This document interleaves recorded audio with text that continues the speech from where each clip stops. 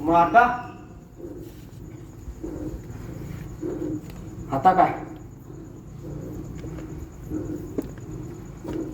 आता एकच उरले.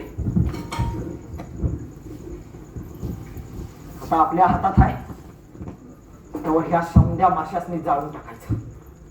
खरं कुठवर मग मला जाळणार? नुसत्या माशा जाळून काय व्हायचं नाही. मागल्या वेळेला त्या रामाच्या बाणी जाळल्याच होत्या की. आपल्या समध्यासनी वाटलं समद नीट झालंय म्हणून, पण काय झालं? 4 दिवसातच त्या म्हाताऱ्याचा डाव काढला त्या माशांना. पार खंदळून खंदळून ठेवलं त्या म्हाताऱ्याला. मॅडम मी बघवत नव्हतो गावाला त्याच. नका की जाऊ बाहेर, भ्या वाटतंय हो. नाही सुरके नाही, काय तर करायला पाहिजे. त्या माशा लईच मंगाळ व्हायला. पोरगी अजून चालतच आहे. आपण असंच बसल्यावर काय होणार सुरके? नाही काय होणार. त्या माशा लय मंगाळ आहेत, पण खरं त्या उगाच कुणाच्या बी वाटेल जात नाही.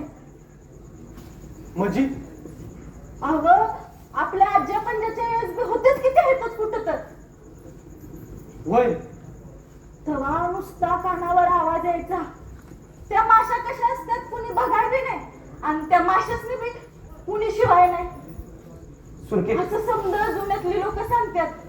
तुला काय म्हणायचंय काय बी कळना झाले. जरा सवर सांग. ह्या जगात कुणाला त्रास झाल्या बिगर कोण दुसऱ्यासनी त्रास देत नाही. त्या माशासनी कोणतरी डिवचत असणार. खरं